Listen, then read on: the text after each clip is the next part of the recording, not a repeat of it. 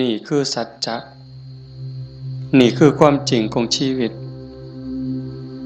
ผู้เป็นพ่อเป็นแม่ได้จัดงานศพให้ลูกได้เฮ็ดบุญแจกข้าวเฮ็ดบุญอุทิศส่งให้ลูกเฮาจะเห็นหลายๆมุมความบ่เที่ยงแท้แน่นอนของสังขารร่างกายบ่ฮู้ว่าสิตายมื้อใดบ่ได้ตายตามคิวพ่อแม่เกิดก่อนแทนที่สิไปก่อนแต่ว่านั้นมันก็บ่เป็นไปคือเฮาคิดเว้าอยู่ประจำว่าชีวิตเป็นของยืมโยมก็ลองทำความเข้าใจตามเด้ชีวิตเฮาทุกคนนี่เป็นของยืมมาจากธรรมชาติความจริงเป็นจังซั่นยืมมาจากดินจากน้ำจากลมจากไฟดินคือส่วนที่เข้มแข็งข้นแข็งเฮากินข้าวกินน้ำกินหมากใหม่ต่างๆขนมนมเนยก็เปลี่ยนสภาพส่วนที่เป็นธาตุดินก็กลายไปเป็นผมขนเล็บฟันหนังเนื้อเอ็นกระดูกตับไตไส้พุงน้ำที่เฮากลืนกินลงไปน้ำสะอาดน้ำสมน้ำหวานอีหยังก็แล้วแต่ผ่านลำคอลงไปปั๊บเขาก็สิเปลี่ยนสภาพไปเป็นน้ำเลือดน้ำเหลืองน้ำน้องน้ำดีน้ำเสลดน้ำลายนี่คือยืมจากธรรมชาติน้ำต่อน้ำลมต่อลมไฟต่อไฟดินต่อดินมื้อนี้เขาก็สืบต่อจักว่าจักหลอบลมหายใจเข้าหายใจออกนี่คือเอาดินไปต่อดินไฟที่ยังร่างกายให้อบอุ่นเผาอาหารให้ย่อยเฮ็ดร่างกายให้สุดโทรมเขาก็ทำหน้าที่ของเขาจังซี่ไฟก็สืบต่อกันไปเรื่อยๆลมก็สืบต่อกันไปเรื่อยๆถ้าส่วนใดส่วนหนึ่งเขาหยุดการทำงานชีวิตก็จบเพียงแค่ติดขัดธาตุดินธาตุน้ำธาตุลมธาตุไฟอันใดอันหนึ่งเพียงแต่เขาติดขัดของเล็กน้อยเฮาก็ป่วยเห็นบ่เฮาก็เกิดเจ็บป่วยขึ้นมาทันทีจังซั่นชีวิตเป็นของบ่ยั่งยืนความตายเป็นของยั่งยืนชีวิตเป็นของบ่เที่ยงความตายเป็นของเที่ยงแต่อาตมาเห็นญาติโยมได้ตั้งอกตั้งใจส่วนหนึ่งก็ดีใจนำคันสิว่าเสียใจก็แม่นอยู่ในส่วนที่ต้องจากกันไปโดยบ่มีมื้อกลับมาแต่ว่าในส่วนดีใจก็คือเห็นพี่เห็นน้องเห็นญาติเห็นโยมเข้าใจในเงื่อนไขของชีวิตว่ามันเกิดมาแล้วมันเอาความเจ็บมานำเอาความเฒ่าความแก่มานำเอาความพลัดพรากเอาความผิดหวังมานำแล้วสุดท้ายก็เอาความตายมาพร้อมในเมื่อญาติโยมเข้าใจจังซี่เฮาก็บ่ประมาทเผาปั๊บเก็บดูกเก็บอัฐิเฮาก็ถือโอกาสทำบุญอุทิศเลยบอกในใจอาตมาก็สนับสนุนจริงๆการทำบุญอุทิศเลยนั้นเป็นการทรงอย่างเร็วให้ได้ใส่ได้สอยจริงๆมันก็บ่ต้องลงทุนลงแรงใส่เงินใส่ทองอีหยังหลายหลวง แล้วก็บ่แม่นเฮ็ดเทื่อนี้กันแล้วโยมสามารถเฮ็ดได้ซุมื้อนี่บอกถึงการเฮ็ดบุญเด้คันเฮาบ่เข้าใจเพิ่นก็เฮ็ดถือของเพิ่นอยู่ปู่ย่าตายายแต่ว่าบางเทื่อมันโดนโพดอันนี้เฮาเว้าแบบตาบ่เห็นแต่เว้าโดยเหตุผลคำสอนของศาสนาถ้าสมมติว่าผู้ที่ตายจากโลกนี้ไปตกทุกข์ได้ยากลำบากลำบนรอคอยกองบุญกองกุศลจากญาติผู้อยู่เบื้องหลังเฮาก็ว่าแต่บ่พร้อมบ่ทันมีเงินบ่ทันพร้อมถ้าปีหน้าก่อนถ้าปีฮื้อก่อนเป็นจังได๋พอเฮาบ่แน่ใจว่าผู้จากไปนั้นไปไสบุญก็มีบาปก็มีเพิ่นก็คือเฮาก็คือเพิ่นโยมก็คืออาตมาก็คือโยมบ่ต่างกันเด้บาปบุญเกิดจากความคิดเกิดจากคำเว้าเกิดจากการกระทำที่ถึงพร้อมด้วยเจตนาบางเทื่อก็ดีบางเทื่อก็ร้ายบางเทื่อก็ผิดบางเทื่อก็ถูกเฮาบ่สามารถสิยับยั้งตนเองได้ในคราวที่ใจดีด่าก็บ่เครียดเคยเป็นบ่โยมในคราวที่เฮาใจดีไผสิด่าก็บ่เครียดสิตีก็บ่เครียดแต่คราวที่หงุดหงิดหนหวยยิ้มใส่ดีๆเฮาก็หงุดหงิดเขาเว้านำดีๆก็หาเขาเว้าใส่หาว่าเขาย่อเย้ยนั่นคือจิตเศร้าหมองจิตบ่เป็นปกติจังสันชีวิตมันจังมีผิดมีถูกมีบุญมีบาปมีดีและบ่ดีในเมื่อจากไปเฮาก็บ่แน่ใจว่าผู้จากไปนี่ไปไสขันบ่ทันถึงความเป็นพระอริยเจ้าชั้นโสดาบันขึ้นไปนรกก็มีสิทธิ์เปรตก็มีสิทธิ์อสุรกายก็มีสิทธิ์สัตว์เดรัจฉานก็มีสิทธิ์มนุษย์ก็มีสิทธิ์เทวดามีสิทธิ์พรหมมีสิทธิ์จังซั่นถ้าเฮารอคอยไปเป็นเดือนเป็นปีหรือหลายปีถ้าเกิดญาติบุคคลอันเป็นที่รักที่จากไปตกทุกข์ได้ยากได้พบใดภูมิใดก็แล้วแต่รอคอยบุญกุศลที่ผู้อยู่เบื้องหลังสิเป็นพ่อแม่พี่น้องสามีภรรยาลูกเต่าเหล่าหลานส่งไปให้บ่เฮ็ดบ่ส่งล่ะสิเป็นแนวใดทุกข์แล้วก็ทุกข์อีกทรมานแล้วก็ทรมานอีกแต่คันเฮาส่งบุญปั๊บคันตกทุกข์ได้ยากลำบากลำบนเฮ็ดบุญถูกเฮ็ดบุญแม่นตามคำสอนพระพุทธเจ้าผลบุญนั้นก็ส่งทันทีซอยเหลือทันทีคันดีอยู่แล้วมีความสุขอยู่แล้วก็ย่อมได้รับหลายยิ่งขึ้นสบายยิ่งขึ้นมีความสุขยิ่งขึ้นกับเปรียบกับคือคนเฮาเนี่ยจากบ้าน บางเทื่อบ่ได้ตั้งตัวบ่ได้ตั้งใจคิดว่าแต่สิไปทางหน้ามันสิดีทุกข์ปั๊บจากบ้านไปตกหม้องทุกข์ยากลำบากงานก็หนักของกินก็บ่มีน้ำก็ยากข้าวก็ยากบ่อนหลับบ่อนนอนเสื้อผืนหมอนใบหกเหี่ยบ่สะอาดอากาศบ่ถ่ายเทเป็นแนวใดญาติพี่น้องก็บ่มีเงินฝากส่งไปซอยก็บ่มีนั่นก็คือทุกข์ต่อไปแต่คันถ้าบุญเจ้าของก็เฮ็ดไว้พอสมควรสร้างไว้ทำไว้จากโลกนี้ไปปั๊บ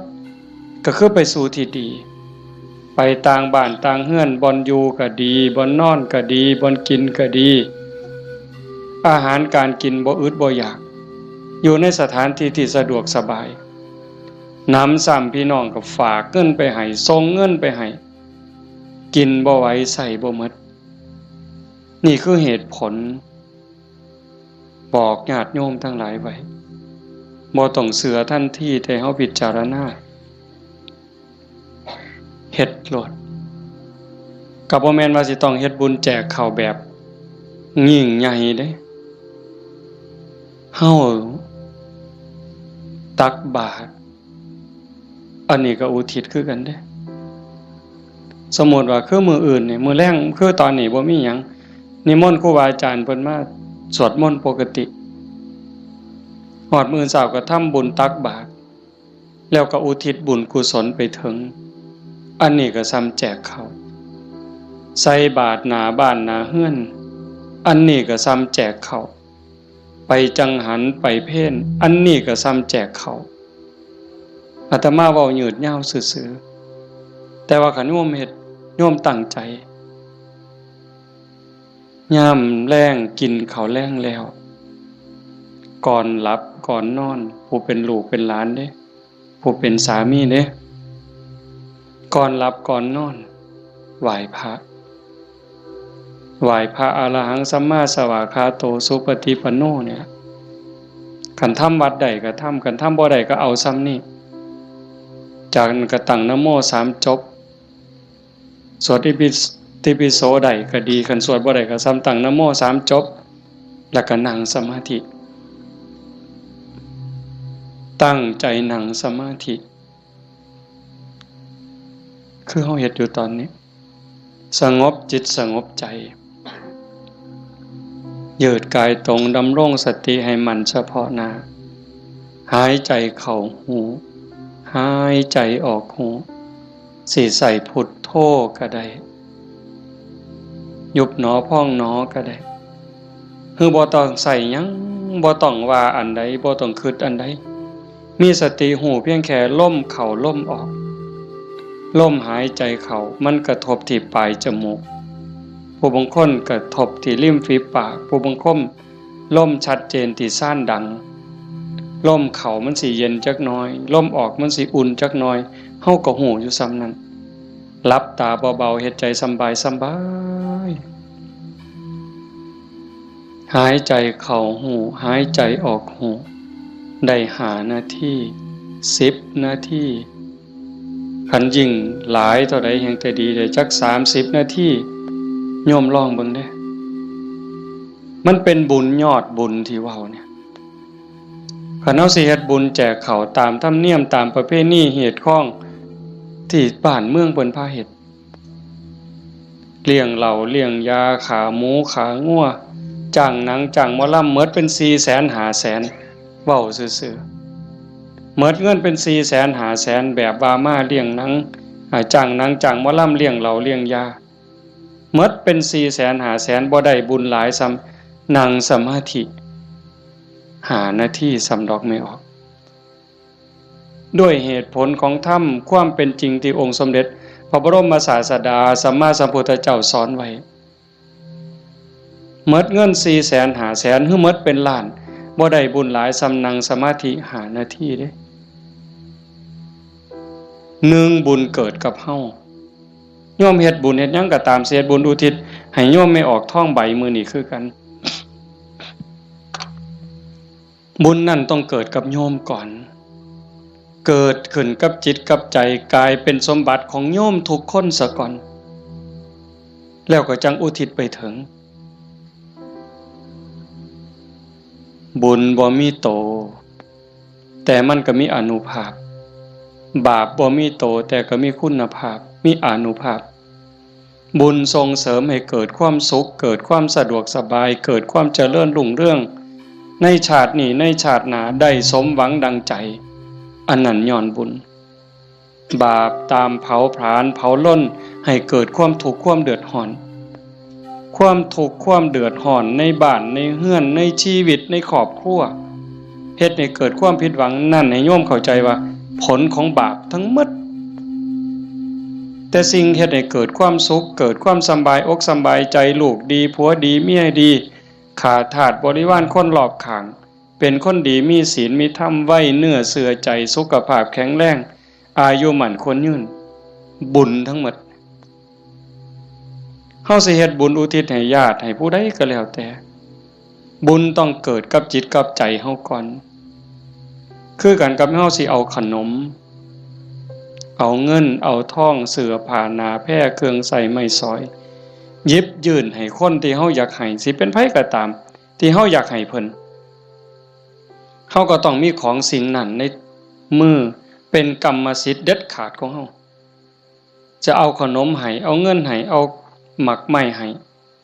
พ่อแม่พี่น้องลูกเต้าเหล่าหลานเฮาต้องมีขนมมีเงินมีทองมีหมักไม้เป็นสมบัติส่วนตัวเป็นกรรมสิทธิ์ของเฮาโดยเด็ดขาด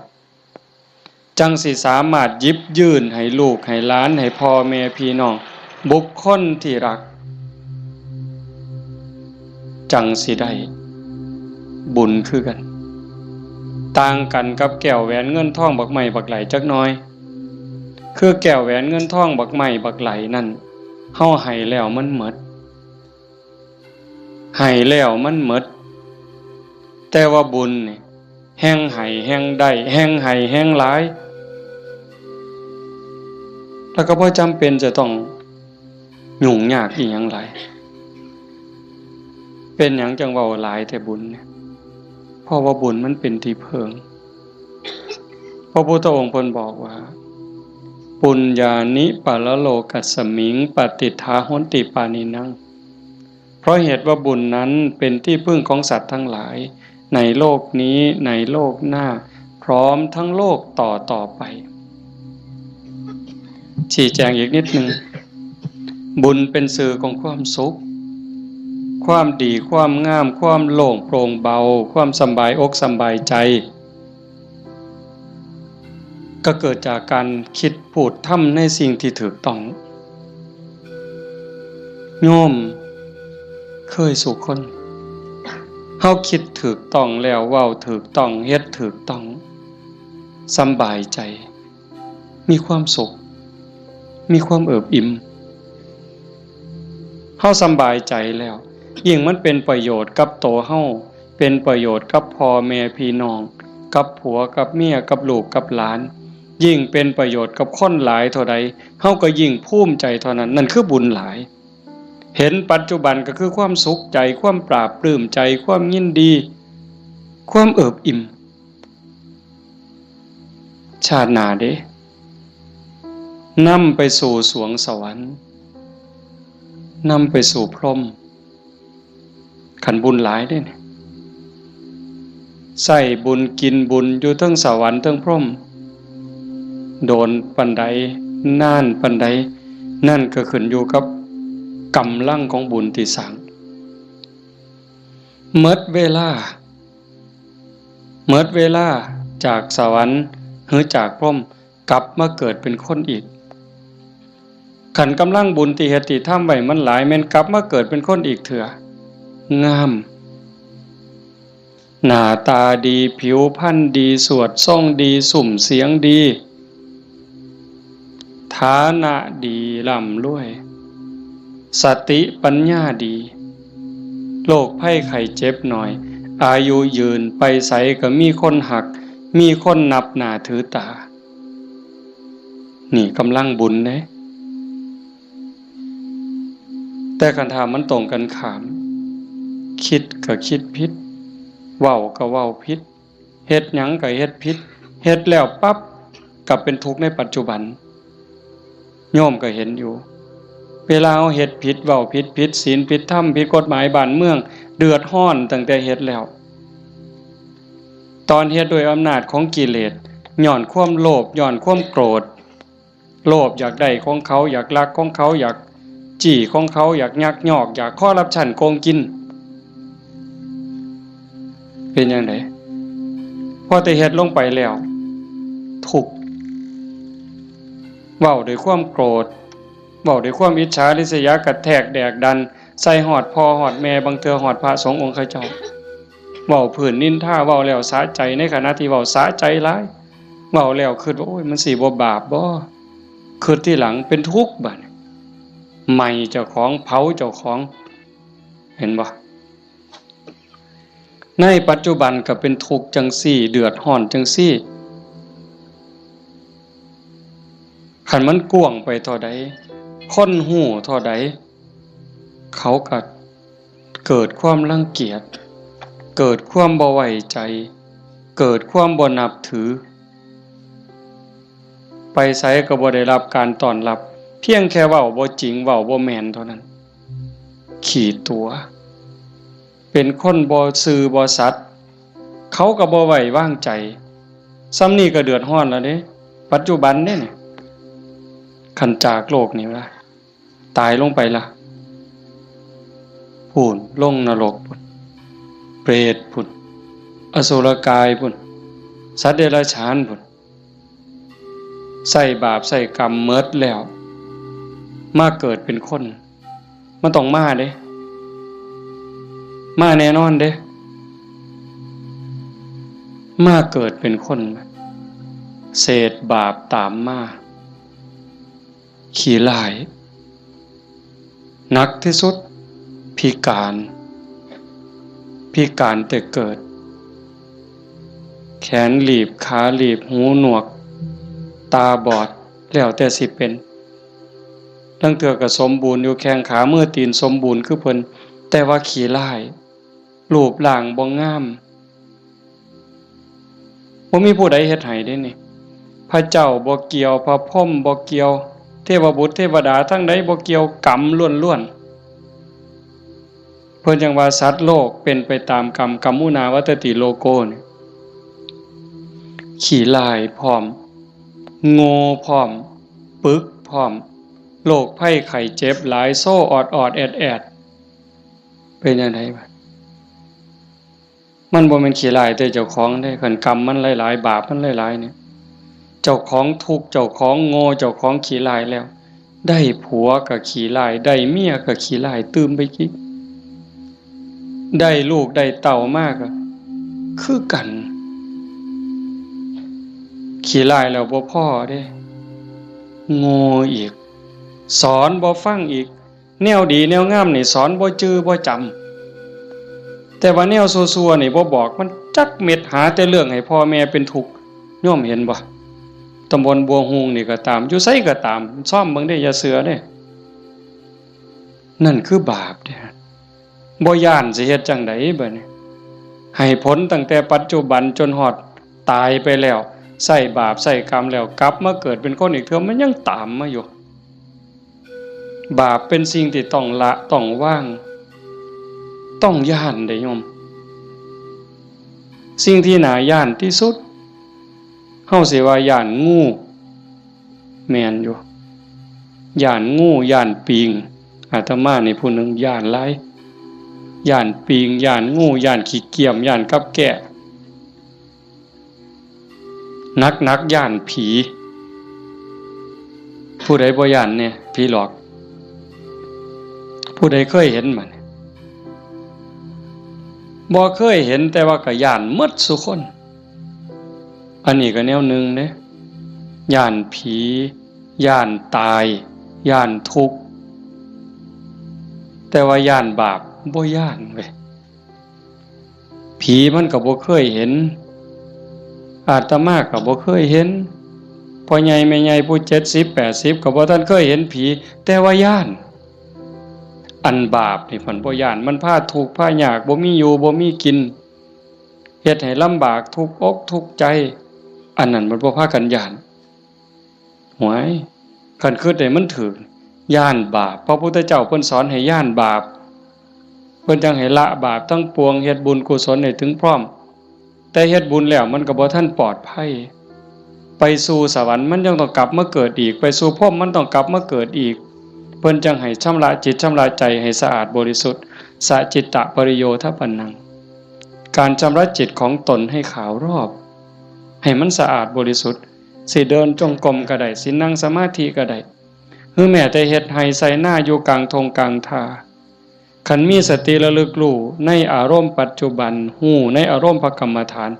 คันสมมุติว่าเฮาเบิ่งลมหายใจเนี่ยเฮ็ดหน้าอยู่ก็เบิ่งลมได้ย่างน้ำก้นงัวก้นข้วยก็เบิ่งลมหายใจได้เข้าห้องน้ำห้องส้วมก็เบิ่งลมหันใจได้แม้กระทั่งยามนอนไหว้พระแล้วนั่งสมาธิแล้วบ่ไหวแล้วอยากนอนลงก่อนมันสิหลับก็เบิ่งลมหายใจได้คันเฮานอนลงไปหายใจเข้าหูหายใจออกหูหลับยามใดก็สร้าง เพิ่นบอกว่าคันเฮานอนหลับไปกับลมหายใจเนี่ยเทวดารักษามีผลหลายได้โยมเทวดารักษาคันเฮาเจ็บไข้ได้ป่วยโรคอย่างน้อยๆโรคบ่แห้งมันนั่นดอกเศร้าโรคทางกายก็เบาบางโรคทางจิตทางใจก็เบาบางหนำซ้ำก็ยังเป็นบุญอีกเทวดาคุ้มครองรักษาบ่ไหลตายเด้เพราะว่าตัวสมาธิเนี่ยคอยเฮ็ดคอยสร้างคอยทำจังสันโยมเฮ็ดบุญแจกเขาแต่มาจังว่าสนับสนุนเฮามีโอกาสมื้อต่อไปปีต่อไปเฮาจะเฮ็ดจัดเป็นการเป็นงานก็จังว่ากันอีกเทื่อนึงเฮ็ดดูบ่ผิดเฮ็ดบุญนี่บ่ผิดพระพุทธเจ้าเพิ่นบอกว่าเฮ็ดดูๆเฮ็ดบ่อยๆให้ทำความพอใจในบุญนั่นเพราะการสั่งสมสะสมเอาไว้ซึ่งบุญนำสุขมาให้เฮ็ดดูบ่ผิดบุญแต่ว่าบาปอย่าเฮ็ดเพราะมันทุกข์มันเดือดร้อนสันเฮาตั้งใจพาพี่พาน้องเฮ็ดบุญเนี่ยเห็นลูกหลานเด็กเล็กเด็กน้อยมาร่วมฟังเทศน์มานั่งฟังธรรมนำพ่อใหญ่แม่ใหญ่แต่มาว่ามันงามนี่คือความงดงามของชาวพุทธโยมจำไว้เด้พาเขามาส่วนเขามามื้อวันเสาร์วันอาทิตย์ส่วนเขาไปวัดไปใส่บาตรไปจังหันผู้ชายก็ให้หัดประเคนพระเขาเฮาสิได้ลูกดีหลานดีอาศัยผู้อื่นบ่ได้การศึกษาทางโรงเรียนบางเทื่อก็ลืมเรื่องเหล่านี้บางโรงเรียนเด้แต่ลังหม่องเพิ่นก็ยังดีอยู่พ่อแม่ปู่ตายายย่ายเฮานี่ล่ะแม่ป้าพ่อลุงแต่มาเสือว่าโยมทุกคนอยากให้ลูกดีหลานดีอยากให้เขาเป็นคนดีเพื่อเฮาสิเพิงเขาได้ในมือข้างหน้าเฮาสิเพิงเขาจังได๋คันบ่ให้เขาเข้าหาวัดบ่ให้เขาไก่ศีลไก่ธรรมไก่วัดไก่ว่าไก่พระสงฆ์องค์เจ้า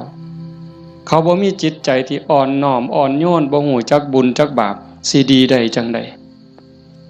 นี่ดีใจจังวะเฮาพาลูกพาหลานมานั่งฟังธรรมเนี่ยเขาฮู้อยู่เด้เขาเข้าใจในบางเรื่องบางอย่างอยู่อย่างหน่อยๆเขาก็รู้สึกว่าเขาเป็นบุญเป็นสิริเป็นมงคลเหลืออย่างเดียวโยมเหลืออย่างเดียวที่จะให้ชีวิตปัจจุบันเฮามีความสุขชีวิตในอนาคตมีความสุขมีความเจริญบ้านเมืองปักกลุ่มสุมเย็นคือศาสนา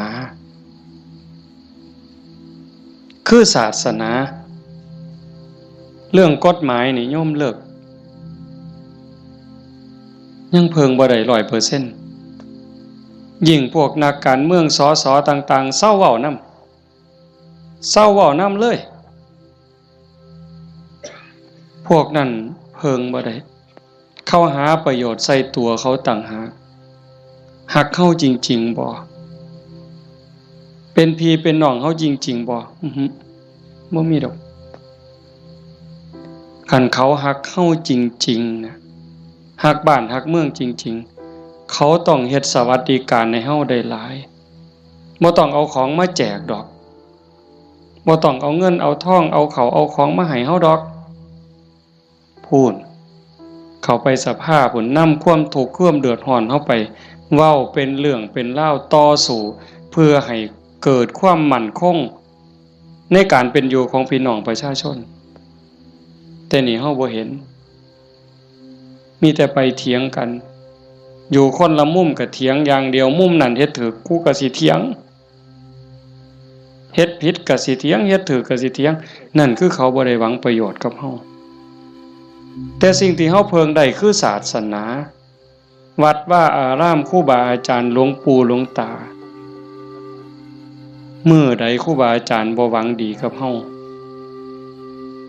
ยามมื้อเช้า ไหว้พระทำวัดสวดมนต์กับแผ่เมตตาสัพเพสัตตาสัตว์ทั้งหลายที่เป็นเพื่อนทุกข์เกิดแก่เจ็บตายแผ่เมตตาแล้วก็กรวดน้ำอุทิศบุญกุศล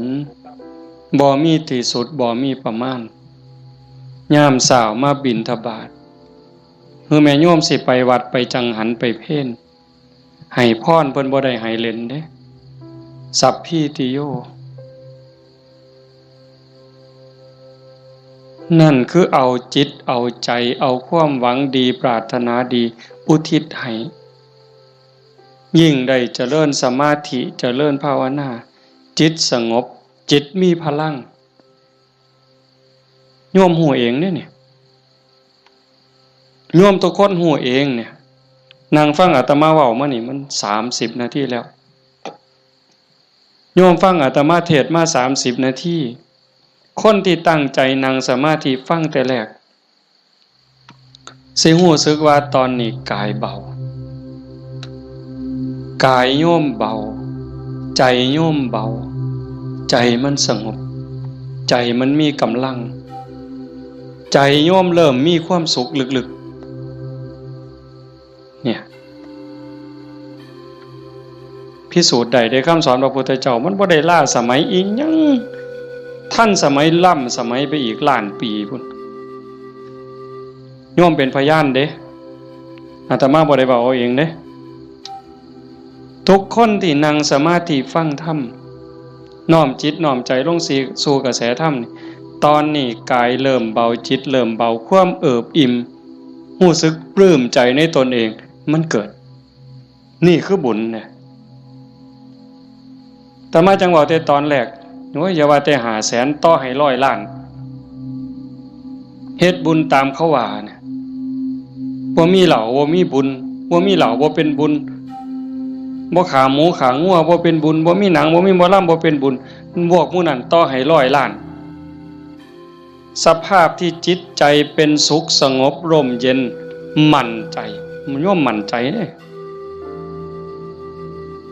แต่การเฮ็ดแบบนั้นเฮาสิมีอารมณ์เย็นแบบนี้บ่สิมีความรู้สึกอบอุ่นใจปราบปลื้มใจยินดีใจมั่นใจว่าญาติตายไปแล้วสิได้บุญบ่มีดอกนั่นเว้าซื่อๆเชื่อซื่อๆมีความเชื่อแล้วก็ถูเอาสีขางเขาถูเพิ่นว่าหุ่นรู้ว่าไปซื่อๆเฮาก็ลองหลับตาเบิ่งศีลข้อที่1มีบุญต้องมีศีลมีกินต้องมีทานคำโบราณเพิ่นว่าข้อที่1ปานาติปาตาเวรมณีเจตนางดเว้นจากการทำสัตว์ที่มีชีวิตให้ตกล่วงผู้ใดก็หักชีวิตคือกันกับเฮาหมดมันก็บ่อยากตายนอนมันก็บ่อยากตายเม่งไหม้มันก็บ่อยากตายเพราะว่าแต่อยากตายได้แม้แต่เจ็บมันก็บ่อยากเจ็บเฮาเนี่ย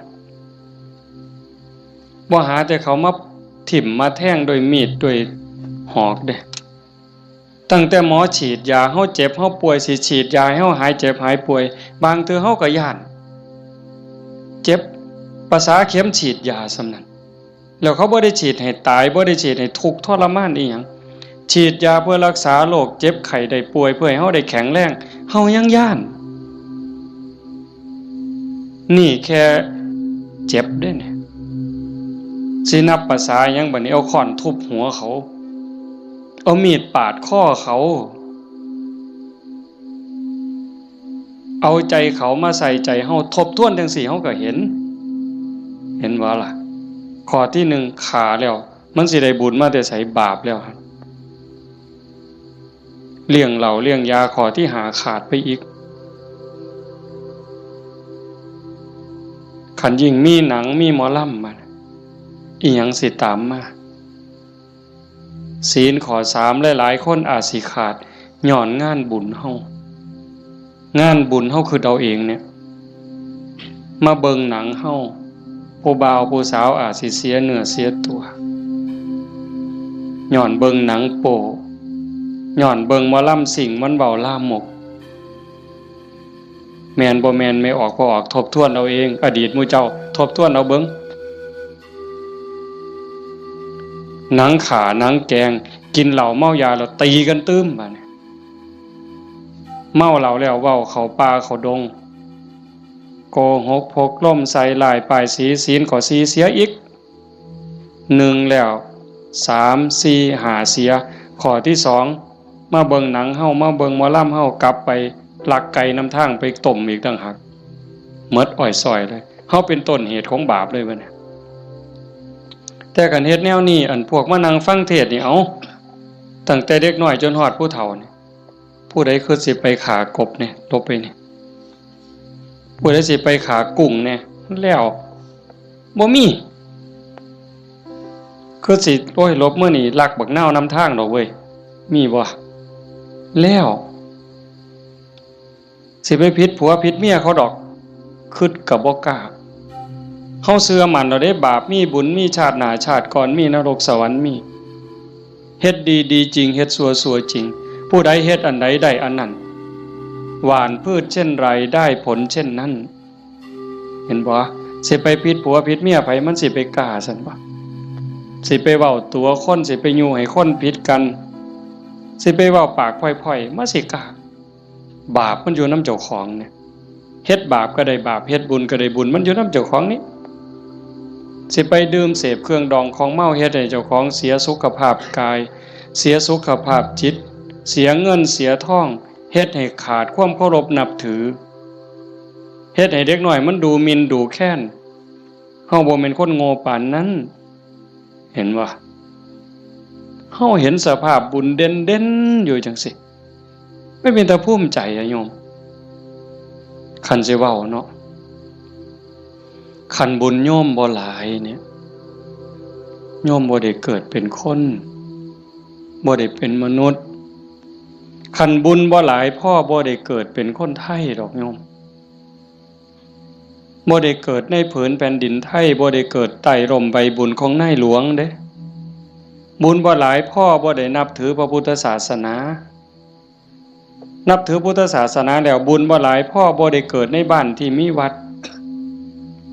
มีครูบาอาจารย์เอิ้นเข้าหาศีลหาธรรมบ่มีกัลยาณมิตรบ่มีพี่มีน้องที่ฮักศีลฮักธรรมนำกันบ้านโน่นตุนเฮาก็สิบ่ใหญ่ปานใดจักหลังคา85คันเฮาบ่ฮักศีลฮักธรรมคันบุญบ่หลายเฮาบ่มาโฮมกันหลายปานนี้หลายคนก็อาจสิล้าสิเมื่อยตั้งแต่โยมไม่ออกท้องใบเพิ่นจากไปมางานศพมื้อนี้ก็หมดมื้อวานก็หมดมื้อเอาไปเผาเฮ็ดเวียกเฮ็ดงานแหน่ยามกลางคืนมาก็มาฟังครูบาอาจารย์เพิ่นสวดมนต์มานั่งเป็นหมู่เป็นพวกกันยามกลางเว้นก็ไปเฮ็ดเวียกเฮ็ดงานมื้อนี้มาโฮมกันได้ปานนี้ห่อขนมข้าวต้มถามว่ามันล้าบ่เมื่อยบ่เมื่อยเด้แต่เฮาก็กัดแขวกัดฟันมานั่งฟังเทศน์มาร่วมเอาบุญนำกัน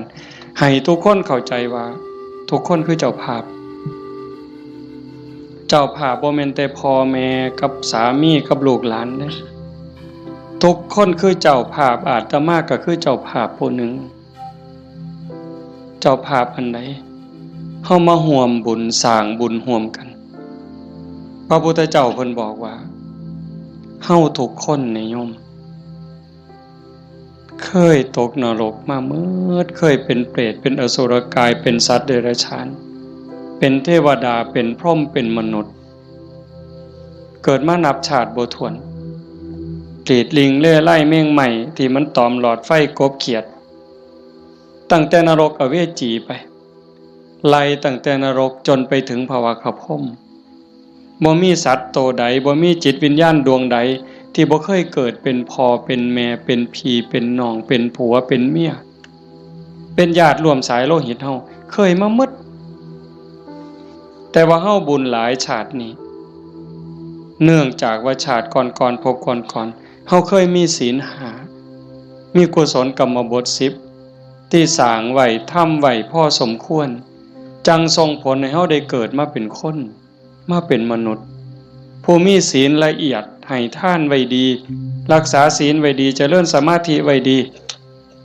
รูปร่างหน้าตาผิวพรรณฐานะสติปัญญาจังดีจังงามกลัวกันเป็นขันเป็นตอนนั่นคือพลังบุญของเจ้าของเจ้าสัญโยมไม่ออกท่องใบสาสังที่เพิ่นจากไป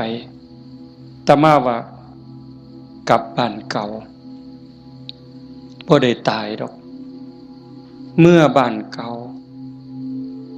อีหยังเมื่อบ้านเก่าดิน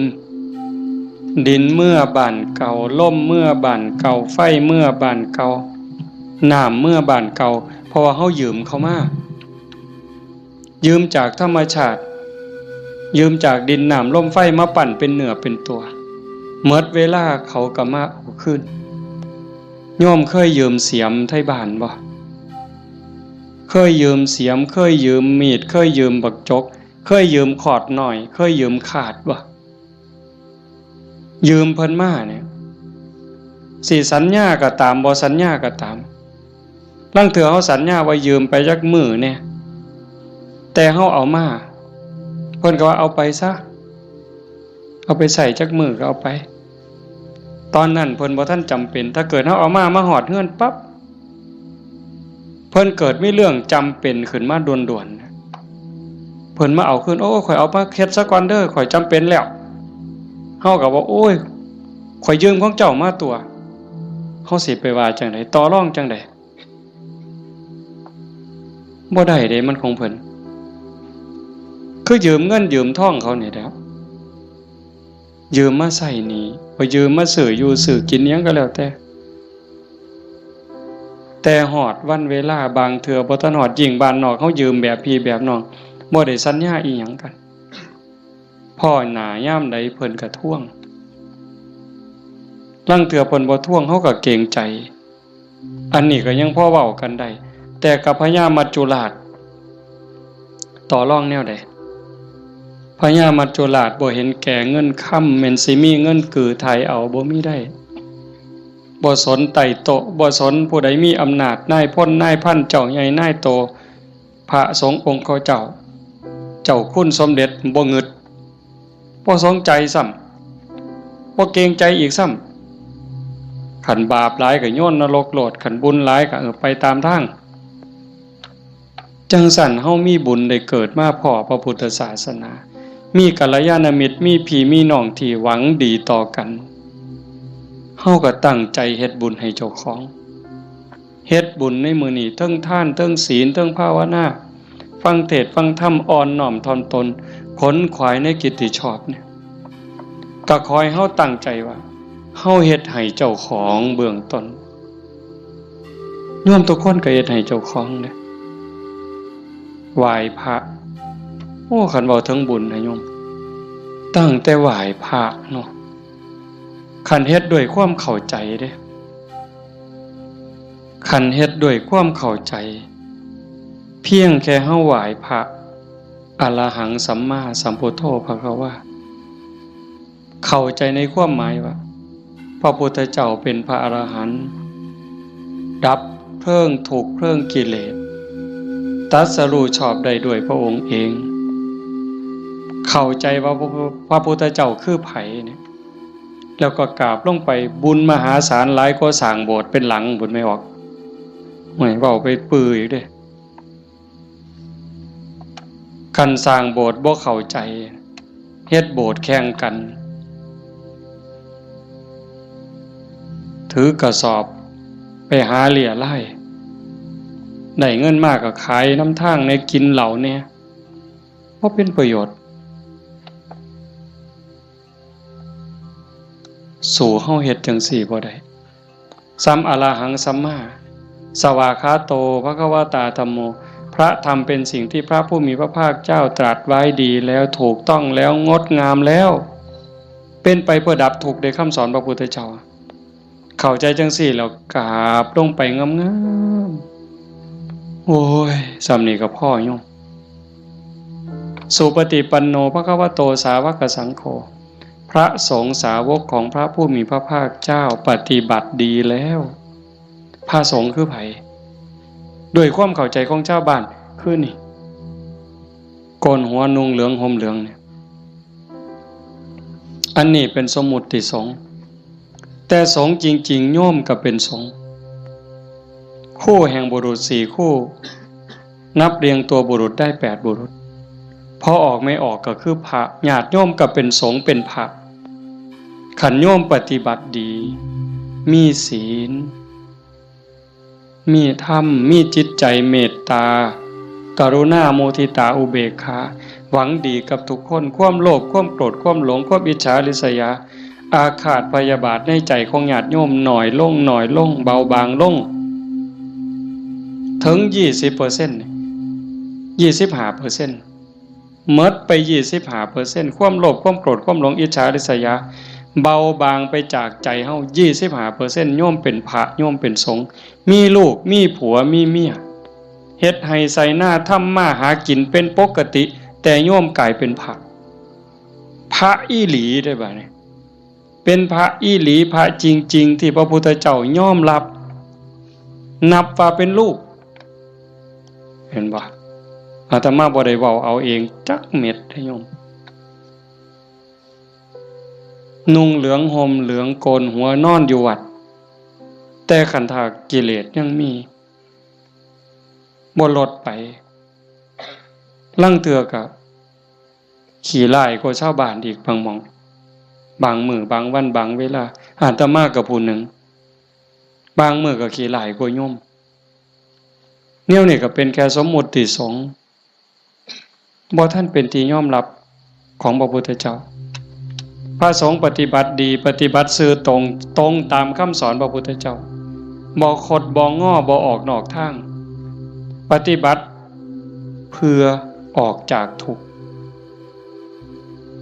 มีชีวิตเพื่อกำจัดกิเลสหายใจเข้าก็เพื่อกำจัดความเห็นแก่ตัวหายใจออกก็ทำลายความเห็นแก่ตัวนี่ล่ะเฮ็ดหยังก็พอดีพองามหวังประโยชน์กับคนอื่นหวังดีกับคนอื่นเมตตาต่อผู้อื่นทำลายความเห็นแก่ตัวให้น้อยลงทำลายแค่ความเห็นแก่ตัวให้มันเบาลงบางลงหน่อยไปนี่คือสงฆ์ปฏิบัติสมควรแก่การต้อนรับแก่การกราบไหว้ทั้งเถื่ออาตมาเนาะเวลาที่หูสึกว่าเจ้าของบ่ดีโยมกราบซ้ำเอาหอกเอาดาบแทงยิ่งโยมศรัทธาเท่าใดแห้งแต่เป็นตาย้านผู้เฒ่าผู้แก่หัวขาวหัวค่อนสิเอาบักไม้ให้กราบแล้วยกใส่หัวรับตาพูนคิดฮอดพ่อฮอดแม่ฮอดพี่ฮอดน้องว่าแม่นพ่อแม่ในชาติปัจจุบันฮอดชาติก่อนพบก่อนฮอดเจ้ากรรมนายเวร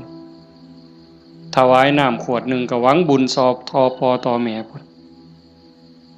ให้ขนมนมเนยใส่บาตรญาติพกถวายผ้าถวายผ่อนเงินทองแก้วแหวน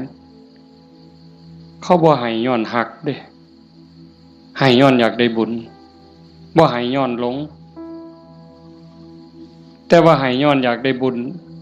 เกิดกับเจ้าของแล้วอุทิศไปให้พ่อแม่โยมันสิบ่คือหอกคือดาบบ่คือน้ำกรดบ่คือน้ำร้อนเทหดเสียจังได๋จังซั่นนะเพียงแค่โยมเข้าใจว่าพระพุทธเจ้าคือใคร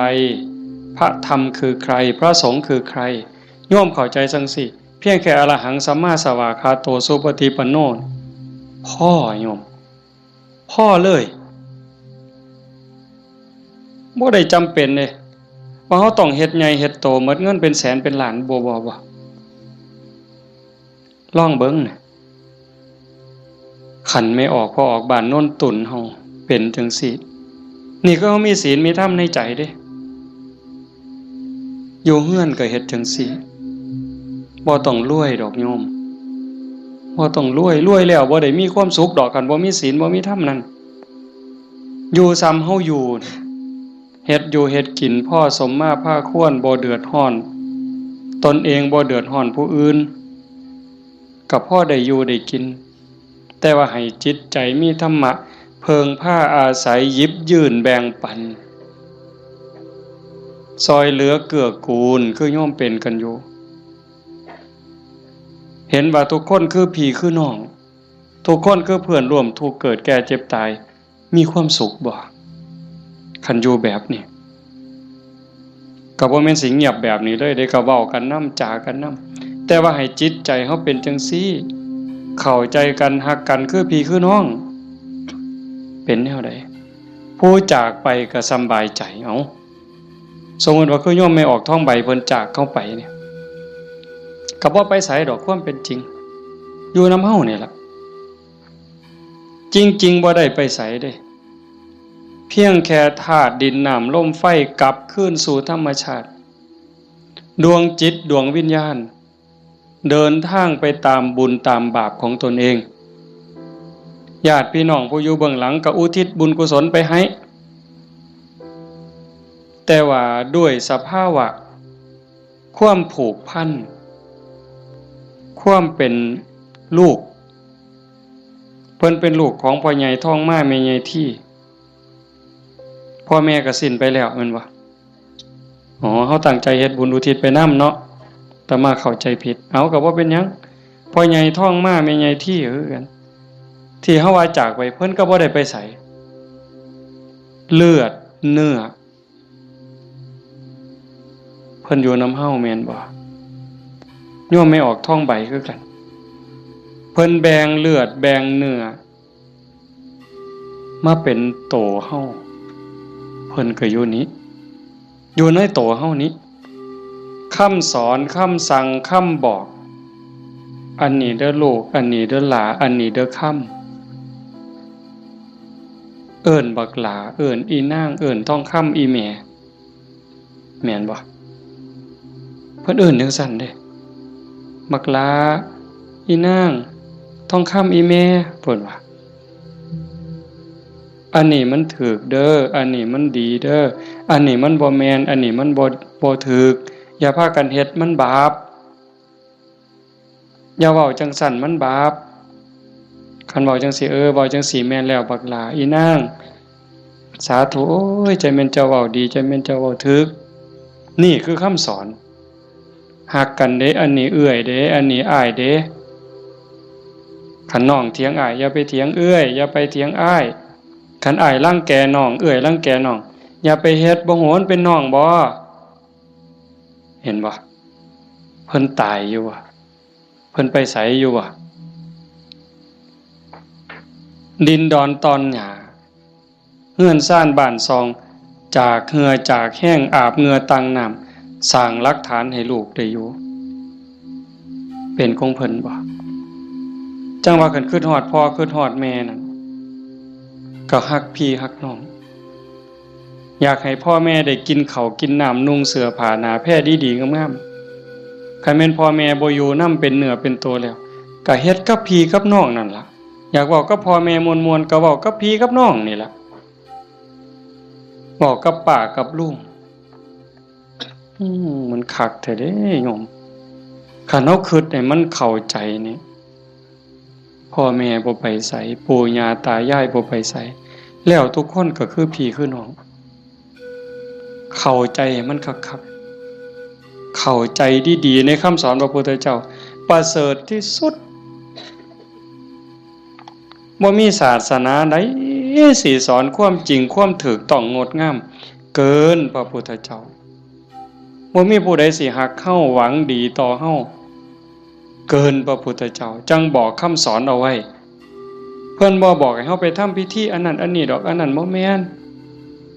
พิธีสะเดาะเคราะห์ต่อชะตาเสริมดวงพระพุทธเจ้าบ่สอนบ่แม่น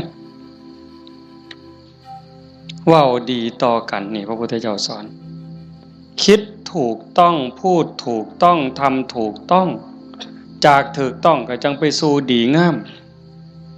อย่าว่าดีเด้อย่าว่าดีก่อนดียังบ่ทันถูกต้องเด้คันคนเขามักกินเหล้าเฮาซื้อเหล้าสู้กินเขาว่าดีเด้แม่นบ่ล่ะคันพวกผู้ชายมักเล่นมักเที่ยวมีหมู่พาไปเที่ยวซ่องเขาว่าบักนี่ดีเด้พวกมักเล่นไพ่เล่นไฮโลเล่นการพนันส่วนเฮาไปเล่น ต้มไก่สู้กินพร้อมเล่นเอาเงินเอาพร้อมยังว่าดีอยู่เด้หั่นแต่มันบ่ถูก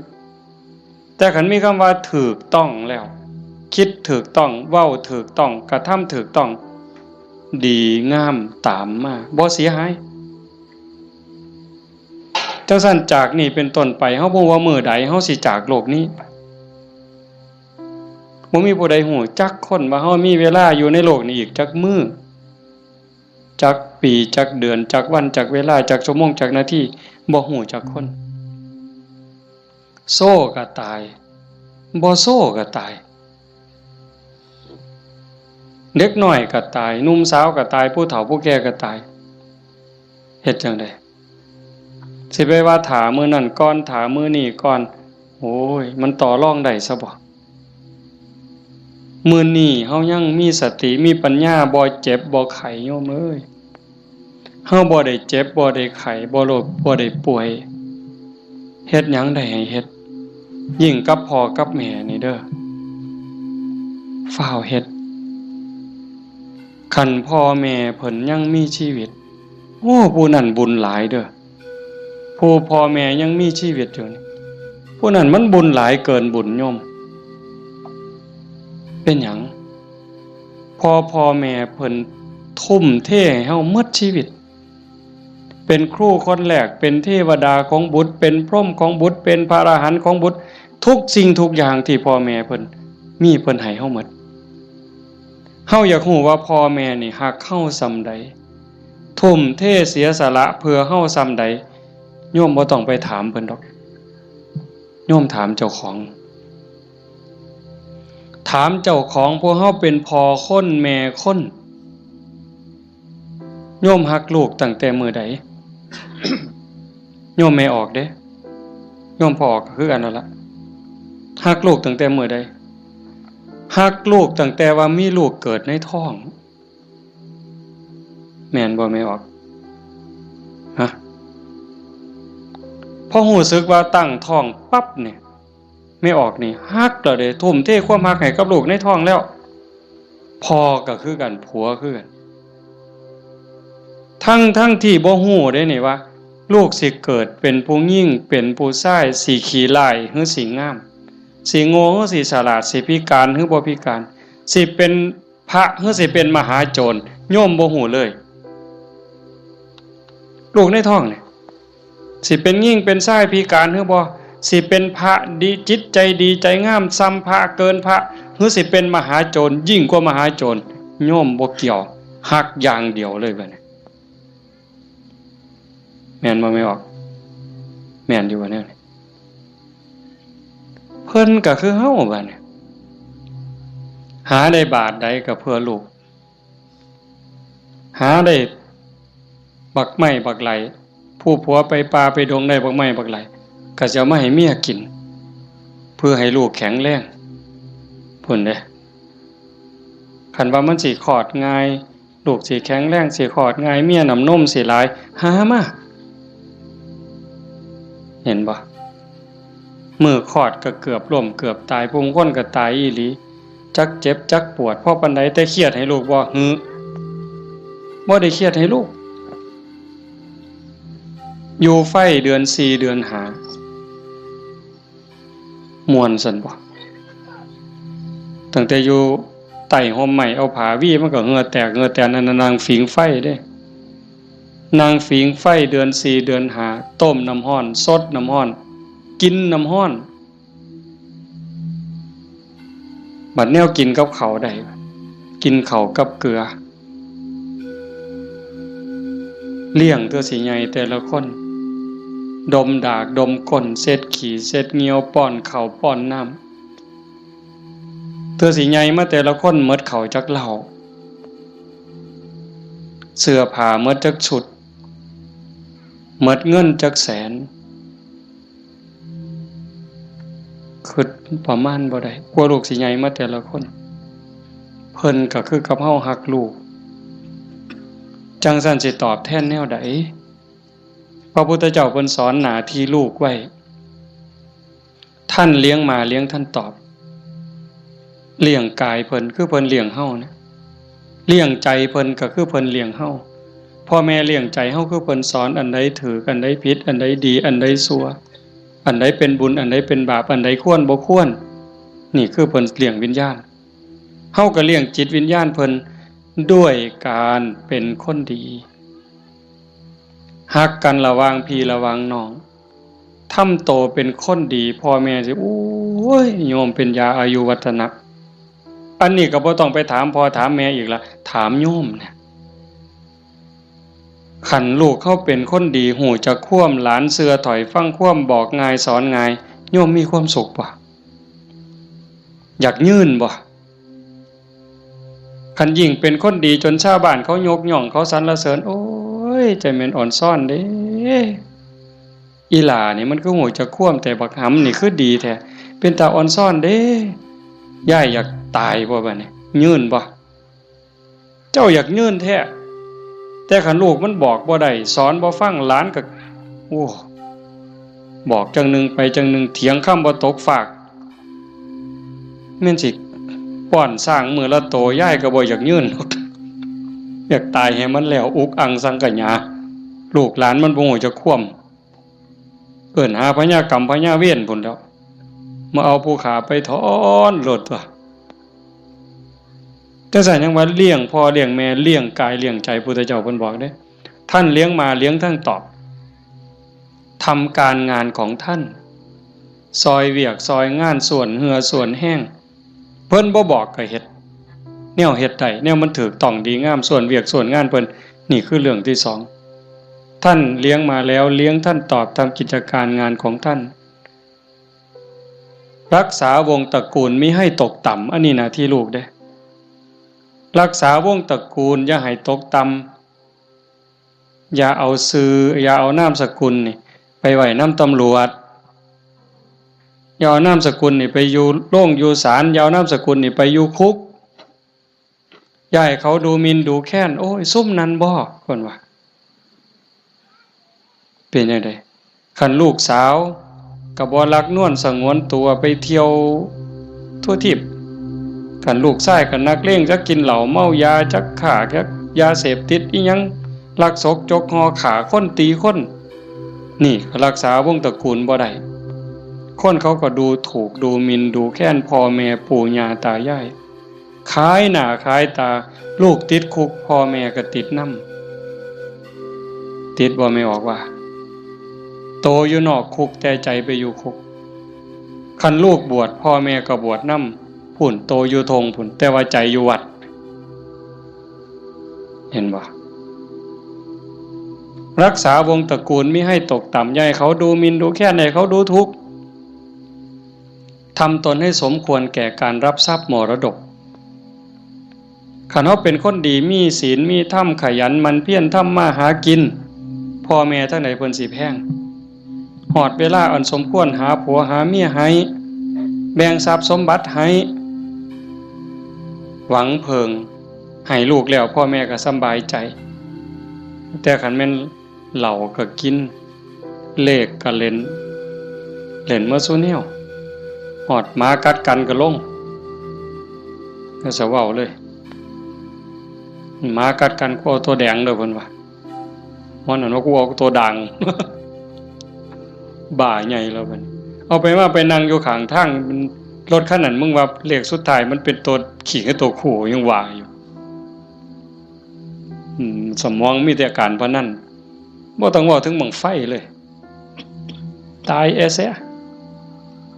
นี่คันลูกเป็นคนขยันมันเพียรบ่ยุ่งเกี่ยวกับการพนันบ่ยุ่งเกี่ยวกับยาเสพติดมีความกตัญญูรู้คุณหาอยู่หากินได้ก็ไปส่งพ่อส่งแม่ฮักพี่ฮักน้องพ่อแม่ภูมิใจเลยทำตนให้สมควรแก่การรับทรัพย์มรดกอันสุดท้ายเมื่อท่านล่วงลับไปแล้วทำบุญอุทิศให้ก็คือเอาเฮ็ดมื้อนี้เพิ่นจากไปแล้วเขาก็ทำบุญอุทิศหาทำบุญเพื่ออุทิศแปลว่าให้ทำบุญให้พ่อให้แม่ให้ปู่ย่าตายายบรรพบุรุษโยมให้เข้าใจว่าพ่อแม่ปู่ย่าตายายเฮาบ่แม่นแต่ปัจจุบันเฮาเกิดมาเป็นหลายกว่าล้านชาตินะโยมพ่อแม่เฮาก็หลายกว่าล้านคนบางคนอาจสิอยู่นรกบางคนอาจอยู่เปรตบางคนอสุรกาย บางคนเกิดเป็นสัตว์เดรัจฉานบางคนเกิดเทวดาบางคนเกิดเป็นพรหมจังสันเฮาก็อุทิศบุญไปให้โอ้ชาโนโสนีพราหมณ์นี่ไปถามพระพุทธเจ้าขันโยมปวดขากับพริกเด้อแต่มาอยากให้มันได้ประโยชน์ได้หลายมันเพราะมีแห้งเบากับเบาจริงๆหนังมานำรดอยากนอนเมื่อยกูสิเทศได้บ่น้อมาเห็นญาติโยมเรียบร้อยมันเลยมีแห้งตายก็สร้างมันเถาะมันดีใจอะโยมอีหลีเด้บ่แม่นปากหวานเนี่ยมันอยากเห็นจังซี่แหมคันเป็นแนวนี้ประเทศไทยมันก็อยู่ได้ชาโนโสนีพราหมณ์นี่เพิ่นทำบุญดูๆทำบุญบ่อยๆแต่ทำนอกศาสนาดอกบางเทื่อก็ทำในพุทธศาสนาบางแล้วก็บ่ทันเข้าใจหยังหลายไปกราบทูลถามพระพุทธเจ้าข้าแต่พระองค์ผู้เจริญข้าพระองค์ทำบุญบ่อยๆเฮ็ดบุญบ่อยๆแล้วอุทิศให้กับญาติที่ล่วงลับอยากรู้ว่าญาติของเก่ากับผมนี่สิได้บุญบ่พระพุทธเจ้าเพิ่นบอกว่าดูก่อนพราหมณ์มันแล้วแต่ฐานะแล้วแต่ฐานะนั้นแนวใดเพิ่นก็เลยขอให้พระพุทธเจ้าอธิบายให้ฟังพระพุทธเจ้าว่ามันก็มีหลายองค์ประกอบแห่งเด้1ล่ะญาติของเฮาที่ตายจากไปเขาไปไสคันไปตกนรกก็บ่ได้ทันทีนรก457หลุม457ขุมเนี่ยนรกพ่อแม่เฮาไปตกนรกก็บ่ได้ทันทีมีแต่การทรมานสิได้ก็ย้อนเพิ่นฮู้เรื่องแล้วก็อนุโมทนาสาธุด้วยความยินดีก็จังสิได้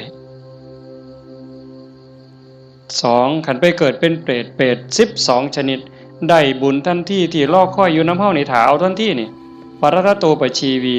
1 12นี่ได้1แต่อีก11ต้องรอคอยได้รู้เรื่องรู้ราวอนุโมทนาสาธุจังได๋อสุรกายคือกันสัตว์เดรัจฉานเป็นหยังแน่ล่ะนั่นเฮาอยู่นั่นก็พ่อแม่เฮาคือกันผัวเมียเฮาคือกันชาติหนึ่งภพหนึ่งบ่เว้าเล่นได้โยมเขาบ่ได้เลยนะฮู้เรื่องบ่เนี่ย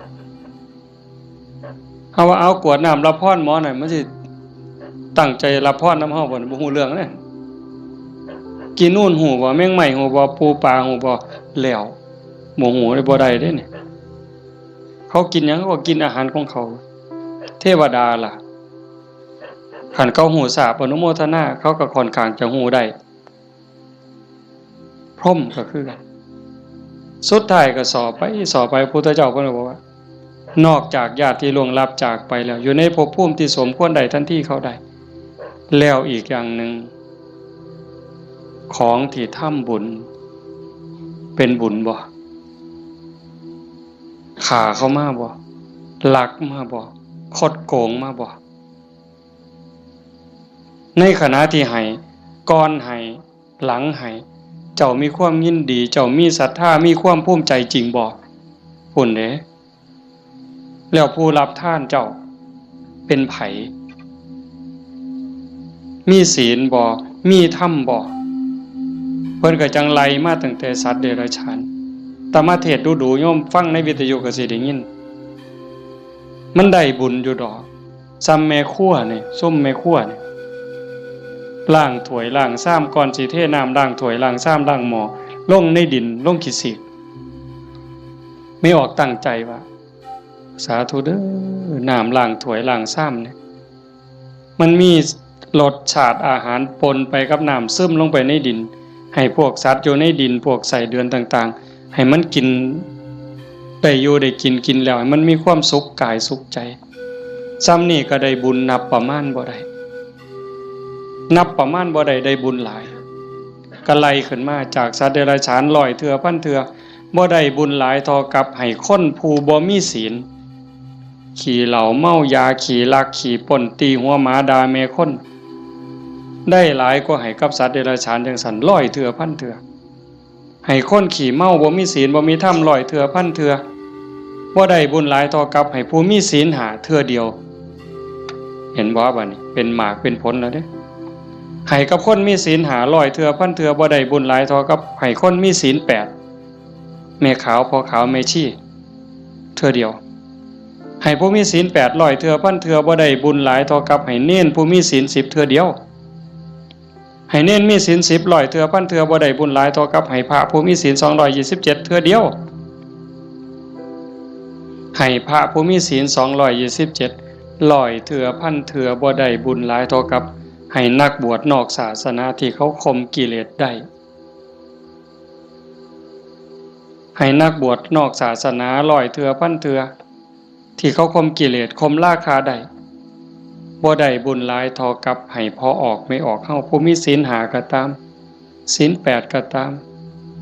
ที่บำเพ็ญประพฤติปฏิบัติหวังเป็นพระโสดาบันเทื่อเดียวไล่บัดนี้จากโสดาปัตติมรรคไปสู่โสดาปัตติผลสกิทาคามีมรรคไปสู่สกิทาคามีผลสติคามีผลไปสู่อนาคามีมรรคอนาคามีผลจากอนาคามีมรรคอนาคามีผลร้อยเทื่อพันเทื่อก็บ่ได้บุญหลายเท่ากับให้อรหันตมรรคคือผู้ปฏิบัติเพื่อเป็นพระอรหันต์เทื่อเดียวอรหันตมรรคร้อยเทื่อพันเทื่อก็บ่ได้บุญหลายเท่ากับให้อรหันตผลคือผู้สำเร็จอรหันต์แล้วเทื่อเดียวให้พระอรหันต์ร้อยเทื่อพันเทื่อก็บ่ได้บุญหลายเท่ากับให้พระปัจเจกพุทธเจ้าเทื่อเดียวพระปัจเจกพุทธเจ้าตรัสรู้คือพระพุทธเจ้าเก่งคือกันหมดผิดอย่างเดียวคือสอนบ่เป็นตรัสรู้เองโดยชอบบางครั้งบางคราวนี่อยู่นำกันเป็นพันเป็นหมื่นได้โยม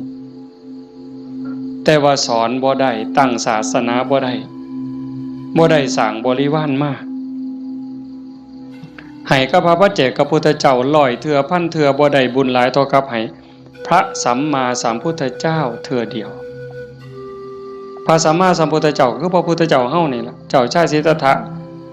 มาเป็นพระพุทธเจ้านี่เพิ่นสอนคนตั้งศาสนาได้ให้พระสัมมาสัมพุทธเจ้าร้อยเทื่อพันเทื่อบ่ได้บุญหลายเท่ากับให้สงฆ์ให้คณะสงฆ์ที่มีพระพุทธเจ้าเป็นประธานเห็นบ่ให้สงฆ์ที่มีพระพุทธเจ้าเป็นประธานร้อยเทื่อพันเทื่อก็บ่ได้บุญหลายเท่ากับสร้างวิหารเทื่อนึงสร้างวิหาร100หลังพันหลังถวายพระพุทธเจ้าก็บ่ได้บุญหลายเท่ากับให้ธรรมะสอนธรรมะเห็นบ่นี่อาตมาได้บุญหลายอยู่เดี๋ยวนี้ที่อาตมาบ่ตายนี่มันก็ย้อนบุญตัวนี้เด้ให้ธรรมะเป็นฐานชนะการให้ทั้งปวงอาตมากำลังเว้าธรรมะบอกธรรมะให้ธรรมะแล้วเจ้าภาพเป็นผู้นิมนต์มาเจ้าภาพติดต่อบ่ได้บอกโยมไม่ออกต้องสุขนิมนต์อาจารย์เนี่ยโยมไม่ออกต้องสุขก็ได้บุญตรงนี้นำมาเนี่ยเห็นบ่คันบ่เจ้าภาพบ่เสนอบ่อยากมีแนวนี้พี่น้องก็บ่ได้ฟังธรรมในขณะที่ฟังธรรมอยู่นี่พระเพิ่นบันทึกเสียงพร้อมเก็บไปเปิดวิทยุฮือดีบ่ดีเพิ่นกำลังถ่ายทอดสดอยู่เดี๋ยวนี้จังหวัดอุบลอำเภอสำโรงอำเภอวารินอำเภอเขืองในฟังนำเฮายาโสธรมหาชนะชัยค่ำเขื่อนแก้วขอว่างฟังนำเฮาสุรินทร์โน่นหน้าไร่สำโรงทาบสังขะฟังนำเฮาเห็นบ่จากเจ้าภาพนิมนต์อาตมามาเว้าเนี่ยเพิ่นได้ยินนำเฮาหมดเฮาฟังกันอยู่นี่ประมาณ100แต่ฟังอยู่ทั้งบ้านเป็นพันบ้านนี่บุญสิเอาซ้ำใดเจ้าถามเบิ่งสิเอาซ้ำใดเฮ็ดถูกเฮ็ดแม่นเนี่ยมันเป็นได้บุญนี่มันจะเอาไปใส่ได้นี่บ่ต้องลงทุนหลายซ้ำเห็นบ่ทำบุญอุทิศให้โยมเฮ็ดอุทิศส่งไปหอดไปถึงชาติโนโสนิพพานเพิ่นถามจังซี่ล่ะพระพุทธเจ้าอธิบายผู้รับท่านวัตถุท่านใจผู้ให้แล้วผู้จากไปอยู่ไสถามไปถามมาเพิ่นก็สอจอกหลอกแจกแหลกเพิ่นจะเข้าใจเนาะพระพุทธเจ้าว่าได้เฉพาะญาติได้ทันทีคือญาติที่เป็นปรัตถตูปชีวีชาโนโสนิพพานมันก็เลยถามสอเข้าไปว่าข้าแต่พระองค์ผู้เจริญถ้าเกิดว่าญาติของข้าพระองค์ไม่ได้ไปเกิดเป็นปรัตถตูปชีวีบุญนี้จะไปไหนพ ระพุทธเจ้าเพิ่นก็เลยว่าแบบอาตมาว่ามานี่ตั้งแต่สัตว์นรกไปเขาก็รอคอยบุญถ้าเขารับรู้รับทราบอนุโมทนานำเขาก็ได้แล้วก็ให้จงเข้าใจว่าในวัฏฏะสงสารนี้จะไม่ว่างจากญาติของเธอที่เป็นปรัตถตูปชีวีหมายความว่าพ่อแม่พี่น้องลูกเต่าเราหลานสามีภรรยาในอดีตชาติก่อนๆพบก่อนๆผัวเฮาเมียเฮาญาติพี่น้องพ่อแม่เฮาที่ไปเกิดเป็นปรัตถตูปชีวียังมีอยู่เพราะว่าพ่อแม่เฮาบ่แม่นผู้นี้ชาตินี้อย่างเดียวจังซั่นโยมเฮ็ดบุญมื้อนี้ส่งไปฮอดพ่อแม่ในอดีตสามีพี่น้องลูกเต่าเราหลานในอดีตพร้อมแต่มื้อนี้ปารภโยมพ่อใหญ่ท้องมาแม่ใหญ่ที่พ่อใหญ่ท้องแดงนี่ก็เสียชีวิตไปแล้วคือกันเนาะแล้วก็แม่ใหญ่ท้องใบผู้ไว้ชนหมายความว่าลูกหลานเฮ็ดบุญหาเนาะอาตมาเห็นในนี่ก็ว่ามันเป็นเจ้าภาพก็ต้องขออภัยก็บ่ผิดเพิ่นก็ฮู้จักแล้วเข้าใจแล้วล่ะถือว่าญาติโยมเฮ็ดถูกเฮ็ดแม่นเด้อาตมาก็บ่ให้จบเพียงส่ำนี้ผู้ไปทำมาหากินกรุงเทพกรุงไทยแม่นเฮาบ่ได้ใส่บาตรบ่ได้ทำบุญก่อนหลับก่อนนอนไหว้พระนั่งสมาธิเด้อแม่นบ่ไปกรุงเทพจักคนนี่แม่นบ่เบิ่งท่าทางมาแต่กรุงเทพแน่ๆผู้อยู่บ้านใส่บาตรคันมื้อใดมันยากก็ใส่บาตรหน้าเฮือนคันมื้อใดมันพอไปได้ก็ไปจังหันจังซี่นะก่อนหลับก่อนนอนก็ไหว้พระกราบพระก่อนหลับก่อนนอนเว้าจากันดีๆเด้เว้าจาดีๆอยู่ในบ้านในเฮือนให้มันเป็นสิริมงคลเทวดาเฝ้าบ้านเฝ้าเมืองเฝ้าเฮือนเฝ้าซ่านเฝ้าที่เฝ้าทางเฮาเอิ้นว่าภูมิบ้านภูมิเฮือนเพิ่นได้ยินเฮาเว้ากันดีๆเว้ากันม่วนๆเทวดาก็ดีใจอาจสิเป็นพ่อเฮาปู่เฮาย่าเฮาแต่อดีตก็ได้เห็นเฮาเว้าดีจากันดีเพิ่นก็อยากได้บุญนำเป็นจังได๋รักษาบ้านรักษาเฮือนเฮ็ดหน้าบ่พอใดก็ได้มื้อนี้มีโยมผู้หนึ่งโทรศัพท์มาคุยกับอาตมาโอ้ยหลวงพ่อเพิ่นว่าโยมก็งึดอยู่เฮ็ดหน้าหว่านข้าวลงไปแรกๆข้าวกำลังงอกบ่ทันได้พอคืบจ่อยน้ำท่วมหว่านแรกๆน้ำท่วมบัดน้ำบกไปก็แล้งบัดแห้งใหม่พร้อมจักสิตายสิยังบัดฝนมาใหม่ก็บ่ค่อยได้ไปเบิ่งบัดไปเห็นบัดนี้ใบก็บ่เห็นมีแต่ห่วงเพิ่นว่าโอ้ยอันนี้จักแม่นบุญบอกกับผัวจักแม่นบุญเนาะเฒ่าเนาะเพราะว่าเพิ่นก็เฮ็ดแต่บุญนี่ลินี่จังแม่นบุญนี่หลีลูกก็ฮู้จักความผัวก็ฮู้จักความกว่าเทวดาพุ่นเพิ่นว่าอันนี้คือบุญเด้จังว่าเห็นพี่เห็นน้องลูกเต้าเราหลานเด็กเล็กเด็กน้อยเอ้าไปเหี่ยวจักเทื่อแล้วมันหลบมานั่งอยู่คือเก่านี่เฮาแต่ออกไปจักเทื่อมันหลบมานั่งคือเก่านี่คันบุญบ่หลายมันนอนปะง่องส่วนได้หนีไปนอนแล้วไปเบิ่งโทรทัศน์แล้วนี่คือบุญหลายเด้อพากันเลี้ยงลูกเอาศีลเอาธรรมเลี้ยงฝากโยมจักหน่อยยากก็อดเอาลำบากก็อดเอาอดเว้าดีอดคิดดีอดทำดีกับพี่กับน้องกับบ้านกับเมืองไปอยู่ไสก็อย่าสร้างปัญหาคันเฮาเป็นคนมีศีลมีธรรมอดกันจักหน่อยความรักความเมตตาก็เกิดแผ่เมตตาดูๆเด้หวังว่าในใจนี่ตั้งความรู้สึกในใจว่าทุกคนคือพี่คือน้องแล้วก็แม่นอีหลีซ้ำยังเว้าแต่ตอนต้นพระพุทธเจ้าเว้าซ้ำได้ว่าในวัฏฏะสงสารนี้ไม่มีใครเลยที่ไม่เคยเป็นพ่อเป็นแม่เป็นพี่เป็นน้องเป็นญาติร่วมสายโลหิตเป็นสามีภรรยากันมาก่อนทุกคนนั่งอยู่นี่แม่นหมดจังซั่นสิเครียดให้กันเฮ็ดหยังสิสร้างกันเฮ็ดหยังเอารัดเอาเปรียบกันเฮ็ดหยัง อีกบ่โดนก็สิไปไผไปมั่นแล้ว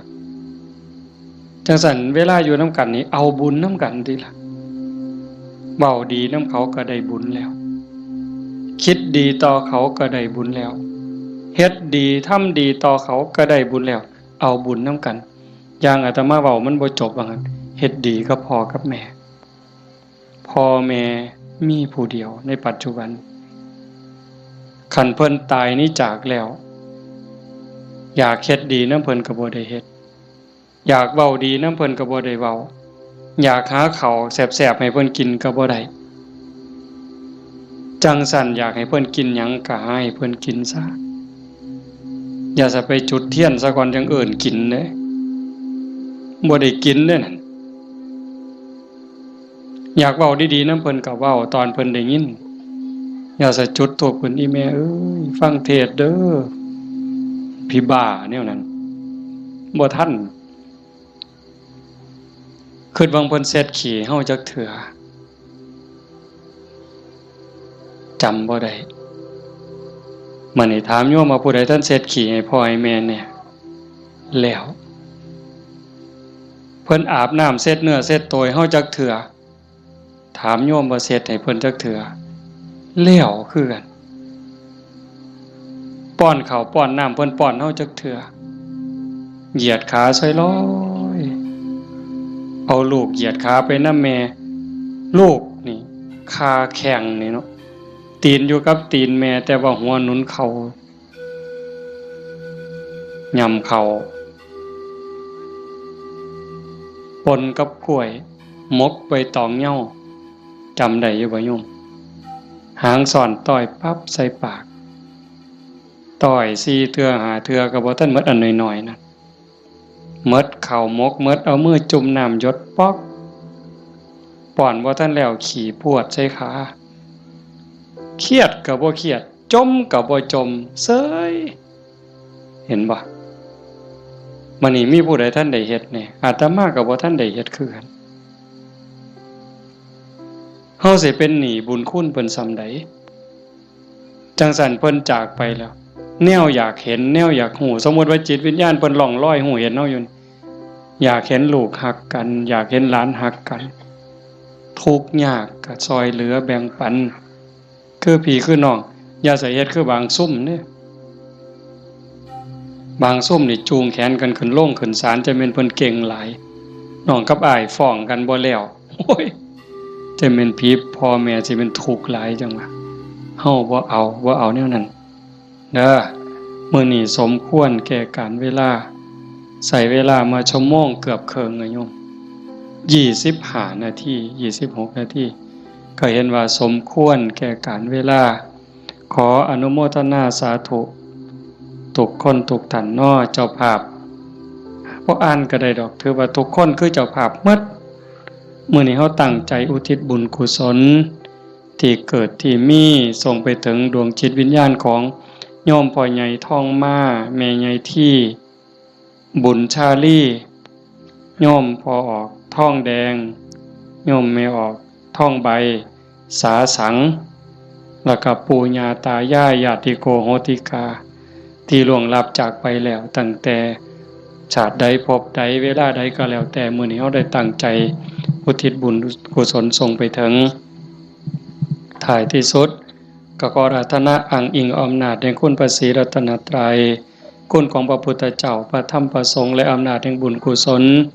คุณงามความดีที่มีทั้งหมดทั้งมวลที่ญาติโยมทั้งหลายได้สร้างได้ทำนี้ส่งไปถึงดวงจิตวิญญาณของโยมพ่อใหญ่ทองมาแม่ใหญ่ที่บุญชาลีโยมพ่อใหญ่ทองแดงโยมแม่ใหญ่ทองใบสาสังให้ได้รับหูรับทราบถ้าสามารถรับหูรับทราบโดยตนเองก็จงอนุโมทนาสาธุรับเอาหากบ่สามารถจะหูได้ด้วยตนเองก็ขอฝากข่าวบุญข่าวกุศลที่ลูกเต่าเราหลานญาติพี่น้องได้สร้างได้ทำทั้งหมดบ่ว่าสิเป็นการให้ทานการรักษาศีลเจริญภาวนาฟังเทศน์ฟังธรรมอ่อนน้อมถ่อมตนค้นคว้าที่ชอบค้นคว้าในสิ่งที่ชอบอุทิศส่วนบุญอนุโมทนาบุญทำความเห็นในถูกต้องถูกตรงนี้ฝากไปกับเหล่าเทพเทวดาพระนางธรณีภูมิญาณวิถีอันเป็นทิพย์จงนำข่าวบุญข่าวกุศลส่วนนี้ไปแจ้งแก่ดวงจิตวิญญาณข ของโยมพ่อใหญ่ท่องมาแม่ใหญ่ที่บุญชาลีพ่อใหญ่ท่องแดงแม่ออกท่องใบสาสังให้ได้รับโหรับทราบแล้วจงอนุโมทนาสาธุรับเอาหากว่ามีความทุกข์ก็ขอบุญกุศลส่วนนี้ทายถอนให้ได้พ้นไปจากความทุกข์หากว่ามีความสุขดีอยู่แล้วก็ขอบุญกุศลส่วนนี้จงส่งเสริมให้ได้มีความสุขยิ่งขึ้นไปสุดท้าย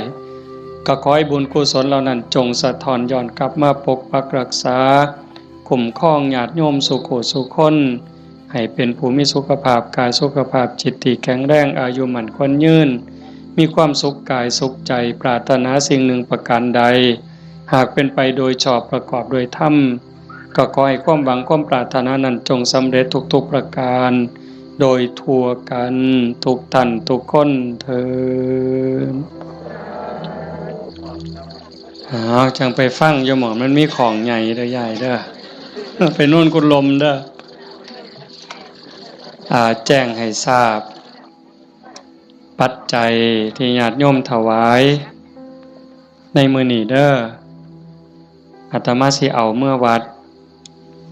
ส่วนหนึ่งสิไปซื้อขี้ดินได้ยินอยู่เนาะพอในวิทยุเนาะสิซื้อขี้ดินเพื่อให้บุญกับโยมพ่อใหญ่แม่ใหญ่นำนี่ล่ะอีกส่วนหนึ่งอาตมาสิเอาไปทอดกฐินปีนี้อาตมาเป็นเจ้าภาพทอดกฐินไปทอดอำเภอเสรภูมิจังหวัด101มื้อวันที่25มีผู้สิไปนำบ่วันที่25หลังจากทอดที่วัดโน่นกุลมแล้วเดี๋ยวสิบอกทั้งวิทยุดอกขันมีผู้สิไปนำก็บอกบ่ต้องบอกชื่อก็ได้ว่ากลุ่มขาน้อยมีจักคนขันหลายก็สิเมารถบัสแล่นรวยๆเมาก็ถ่าอยู่นี่ละปากทางนี่พากันไปถ่าอยู่หั่นมาจอดปั๊บก็ขึ้นเลยขากลับก็มาจอดหั่นก็แล้วแต่สิมาบัดนี้ บ่มาก็อยู่หั่นล่ะเด้อฟังทางวิทยุพระเอาบุญคักๆหาจากถ่ายโดนคนนี่หากะลามันบ่ยืนอาจจะพาเฮ็ดบุญเด้อเอามื้อนี้เอาปัจจัยไปก็เพื่อเฮ็ดบุญอย่างว่านี่ล่ะเอาเป็นจังได๋คิดเขาก็คิดออกบ่ค่าน้ำค่าไฟมื้นขาลุกบ่ได้อ๋อเอาผู้ตีของก็ได้บุญได้ย้ายมุงนึงได้ 10% พุ่นแน่อันนี้ค่าน้ำค่าไฟกับค่าวิทยุนำเนาะคันบ่มีค่าไฟก็บ่ได้ฟังเด้ขอบมีค่าไฟจังได้ฟังวิทยุเนาะเอาตั้งใจบัดนี้เตรียมน้ำทาไว้กวดมีน้ำทาใส่น้ำทาบ่มีน้ำทาก็ใส่น้ำใจพนมมือเฮ็ดจิตใจให้มั่นคงนิ่งๆจักครึ่งนาทีคือทอดพ่อใหญ่ท่องมาแม่ใหญ่ที่พ่อใหญ่ท่องแดงแม่ใหญ่ท่องใบแล้วก็ญาติโยมที่มาฟังธรรมนี่ล่ะเฮามีพ่อมีแม่อยากให้ผู้ใดได้บุญนำก็ตั้งจิตเป็นสมาธิคันยิ่งจิตเป็นสมาธิมั่นคงเท่าใดพลังบุญก็ยิ่งแห้งเท่านั้นหลายไปเท่านั้น